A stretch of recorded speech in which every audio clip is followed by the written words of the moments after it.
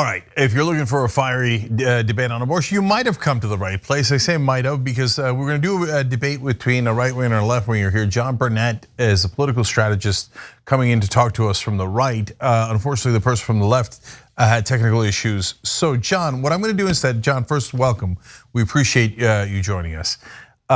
So John, yeah, I was going to ask you and the other person both tough questions. I was going to moderate, but you know I'm a progressive, so I'm not going to debate you. But I want to ask you the questions I would have asked you in the debate and have a conversation back and forth. Okay, but I assure you, I would have been just as tough on the left winger. Okay, so John, thanks for the warning. Yes. So we'll have to do that another day because I do have really tough and interesting questions for the left wing on that issue too. Anyways. So John, who should get arrested if abortion is illegal? Is it the mom? Is it the doctor? Is it both? Who should get arrested? I don't think we should start off in terms of who should get arrested. This is the land of the free, but I do think that we should make common sense out of all of our laws and remove any inconsistencies. And really, as the anticipated ruling from the SCOTUS will come down shortly, likely pushing the decision to the states. I think it's up to each state, and the voters should make their voices heard in their respective state. Nope, not going to let you get away with it. If you want to make it illegal, you have to arrest someone for breaking the law, right? That's unless you want it to be a civil penalty. That's interesting too, but there has to be some sort of consequences. So you got to tell me, who do you want arrested? The thing is that most states allow for abortion, even conservative states like Texas. So it's not a matter of who's going to get arrested. It's just a matter of understanding the law within that particular state. So I don't think that, I think you started off on the wrong premise there. But I do think that there is ground to educate individuals within each state as far as what those particular laws are. Yeah, okay, not buying it. At the end of the day, if there's laws, especially criminal laws, somebody's got to get arrested. The reason you're not answering it is because it's uncomfortable. You don't want to say arrest the doctor, you don't want to say arrest the mom, because it feels totalitarian, because it is totalitarian. So now. Well, individuals who are not a doctor performing abortions, that is a problem, and that could, in all likelihood, that should be viewed as criminal. Well, yeah, we're talking about doctors performing abortions. We're going to have non-doctors performing abortions as soon as you guys make it illegal. Now, when can the state seize control of the woman's body? It's a very specific question, because you guys say after a certain while, a woman does not have a choice of what to do with her body. The government will make that choice for her. So when do you seize her body against her will? Well, let me just reframe the question. It's not about seizing control of a woman's body. It kind of is, though. It's actually striking a balance. And I think that, I made a comment just a moment ago in terms of consistency in our laws. Right, so let's say someone commits a murder of a woman who's actually pregnant, right? Many times the state laws, right, will actually prosecute a double homicide. So in situations like that, that person is tried on a homicide of an unborn child, right? So you can't commit homicide on someone who is not a human being. So I think we need to actually come together and talk these things through to have some level of consistency in our laws, right? So that way we can craft legislation at the state level that makes sense, right? 80% of Americans do believe in pro-choice. I happen to be pro-life, but let's talk about the majority of Americans, right? But what the majority of Americans do also believe that there shouldn't be full-term abortions, meaning up to when the water breaks, and in some cases shortly after, or partial abortions. So if we actually start this discussion at the state level, where 80% of Americans are, I think we can get there. Yeah, so that's going to lead to another question down the road too. But John, so first of all, those laws that you're talking about with the double homicide are often also pushed by right wingers so that they can say, "Aha, it's a life." So that doesn't really help me with the situation. But I'm going to be brutally honest and answer the question that I asked you, and then I want to bring it back to you. Okay, so in Roe versus Wade, abortion is illegal in the third trimester when the baby is viable, right? And so that would be, and I think Roe v. Wade is not necessarily a good Supreme Court decision. That's what I would ask the left about. But I think it is nearly excellent legislation if they had passed it into law. And so I would answer my own question by saying, when the baby is viable outside the womb, then the government does have an interest in saying to the woman, sorry, but you cannot terminate that pregnancy because now you have an independent life form within you. But as long as it is dependent on the mother, I think it's the mom's choice. What's wrong with that way of thinking? Well, there's a lot of people on the right and there's some on the left that do believe when you get into that period of beyond 6 months that because we do know that some babies are actually born premature, right? And grow up to be extremely healthy and productive adults. So when you look at the totality of information and evidence, I don't think we need to go all the way up to the point where the water breaks or engage in partial birth abortions. This is Western civilization. We have to make sure that we put the civil back in civilization and make sure that we're not engaging into wholesale, abortions in late trimesters. No, John, you can't look. So first off, the standard is viability, even in Roe versus Wade. So nobody is talking about until the water breaks. Absolutely, no one in the country thinks that you should wait till the water breaks or that the woman can have an abortion. There are states that actually have that codified in their legislation. No, John, it's only in cases where the woman's life is in danger. Because if it's viable, you can't do it as a matter of choice anymore. It's only if the doctor is positive, et cetera, that the mom's life is in danger. So there's no laws. I would encourage your viewers to look at 2 states like New York and California and some other uber progressive states and really look at what the laws are that allow for late term abortions. Yeah, no, I've looked at them. There is none that say just do whatever you want. No, it's only in very limited circumstances, which gets to you use the phrase, and that's why I started saying, no, John, don't do that. Partial birth abortion, that's not a thing. Literally not a thing at all, never done, doesn't exist, certainly not legal. Why do you guys keep saying something that is patently untrue? Look, all I'm going by is what the law says and what you guys, if I could call you that, in terms of progressives. Yeah. What you're trying to do in every state across the board, trying to make it to the point where all 50 states, a woman can decide all the way up to the water break, and in some cases, as Governor Northam. Governor Northam mentioned in terms of even after the baby is born, there are some progressive groups. I'm glad you're saying this. Because I'm going to use this tape, right? Yes. You saying that it's ridiculous. Thank you for saying that. 100% ridiculous. No one believes that. And I'm glad that we're actually able to reach common ground on that level. And I watched the Northam tape. He doesn't say that.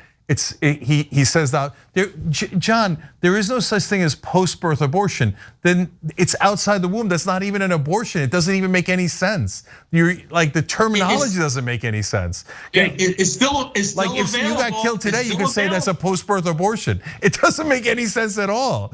It's the tape of Governor Northam is still available online. Anybody can watch it. Anybody can watch it and see how you guys are purposely misrepresenting it.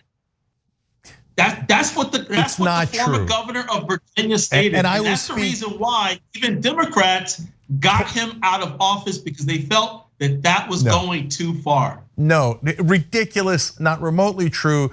Number of progressives who think that you could have a post-birth abortion, which literally makes no sense, is zero. Not one, nothing but a right-wing lie, complete, utter lie. I'm glad that you are on that side. Okay, so but I'm gonna go all the way back to the question I asked you, because I gave you an intellectually honest answer. At the moment of viability, and by the way, of course, kids get born prematurely. That doesn't mean they weren't viable. It means they were born before the 9 or 10 months is up. You could, if you get born, I knew a kid who was born, is it like 6 months into the pregnancy? But obviously the kid was viable. By the way, brilliant, beautiful girl, wrote a book when she was in like 3rd grade, unbelievable, right? But she was already viable by definition. If she wasn't viable, she would have died outside of the womb.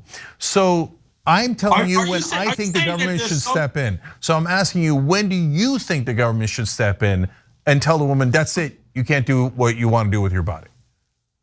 So it looks like you're on board in terms of against, partial birth. You're on board in terms of late-term abortion. So it looks like we're on the same page there. Now it's a matter of, at the 6-month mark, going toward conception. I think there might be a good balance. Again, I'm pro-life, but I think 80% of Americans would actually find it reasonable up to, let's say, 3 months. No, I don't think so. I think they would find it reasonable to viability. That's why they're pro-choice. But you're saying 3 months. You're not saying conception. What is your opinion? You just said that 6 months some babies are born. So yeah, viability, wherever that mark is. Yeah, and usually colloquially, and sometimes in law, like in Roe v. Wade, that's broken up into trimesters. But if you could show that kids can be viable before the 3rd trimester, I'm all ears, no problem, okay? So I'm gonna try one last time, John. Is it 3 months? Is that when you say, like, because I want your opinion, I don't want the right-wing opinion. Look, this is America, right? So we have to come together and talk and reason. Again, I'm pro-life. I'm reading different state laws. I'm listening to, unlike what's going on in Washington and some extent on this show, I am listening, right, to my fellow Americans, right, that says that late-term abortion is too far. My fellow Americans on the left, that is, and it seems like the most common answer is 3 months, because you can hear the heartbeat. So many other normal functions are occurring at that 3-month mark. Well, that's, you know what, John, that's an interesting answer. Okay, I accept that answer. So I don't agree with it, but I understand it. I think it's more reasonable than conception. So no problem, that's your answer, great. That's all I'm trying to do is find out what your positions are. Okay, so John, do you acknowledge that making abortion illegal is a big government program? Like, if you're on board for that, you're saying, I like big government. I think government should be so big that it should get between you and your doctor. Notice that was the main complaint against Obamacare. It wasn't really true, but that was the complaint. Now, Republicans are saying, for sure, we definitely want to get between you and your doctor, correct? Well, when you look at 2019 in terms of the 630,000 abortions nationwide, and you break down the reasons that those women actually gave for getting an abortion, 80% of the reasons relate to economic reasons, right? Only a small portion was for the health of the mother. So we're not talking about a large portion of abortions that have to do with the health of the mother, as progressives and even yourself have actually been pushing in the conversations when it comes to abortion. So it's more of an economic issue. People feeling that they don't have the wherewithal, they're not at the point where they can provide for the baby. all different types of reasons that point to economic issues, again, which is approximately 86%. Then when you look at the ethnic impact, when it comes to Black Americans, 63.5 million Americans have been, well, she said babies, have been aborted, right? Since 1973, the passing of Roe versus Wade.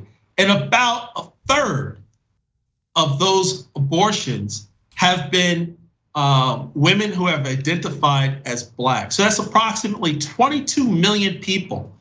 When you look at the population of Blacks in 1970, it's approximately 22 million people. So it's like since 1973 up to the present, all Black Americans in 1970 living in America, it's almost like it suddenly vanishes. That's a huge economic, political voting block, so many other benefits, right? When it comes to empowering communities. And let's not mention the origins, things that people like you don't want to talk about. The original purpose and origin of abortion was to extinguish Black America. Yeah. And that's why 80% of Planned Parenthoods are in Black neighborhoods. Okay. Right. So while we talk about abortion, we really need to talk about its origin, right? Because if CRT is great, we need to talk about the whole history of America and what abortion really means with respect to the urban community and the detrimental impact that you guys don't want to talk about, and really address the 86% in terms of the reasons why women have abortion, because the majority of them are below the poverty line. Yeah, well, so we John, need to make sure that we're addressing the economic issue to empower women so they can see, a life for themselves and a life for their baby. Yeah, so John, let me get to, you mentioned a lot of things there. I'm going to try to touch on them as quickly as I can and turn back to a question. So first off, on whether it's just an economic issue or a health issue and a quality of life issue, well, in a sense, it's both, because there's a meta study just came out of women who were considering getting an abortion, but because of some of the rigid rules in the red states, they couldn't, they had gone past the time. And so they studied them versus the women who did get abortions. So it's a very similar subset, and looked at thousands upon thousands of women, a giant study. And it turned out the women who kept the babies because they were forced to, wound up being considerably poorer, a lot more evictions, a lot more bankruptcies, a lot more poverty, and a lot more depression. And their health deteriorated more so than the women who did not, who did get the abortions. And by the way, John, another huge part of this is you make it sound like a lot of people do, like, oh, okay, so if they have an abortion, that's it. Those people, that's it. Like 22 million or whatever the number you gave us. No, those same women very often would later have a kid when they were ready for it.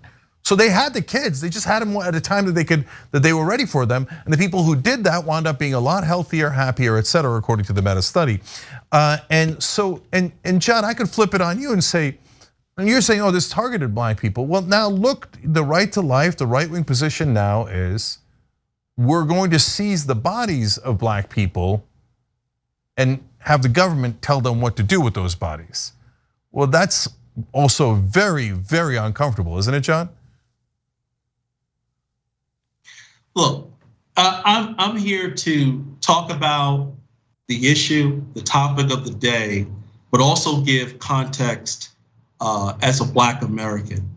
My mom had me when she was 43, and the doctors practically scared her in 1969 when we didn't have advanced medicine and advanced studies and so forth.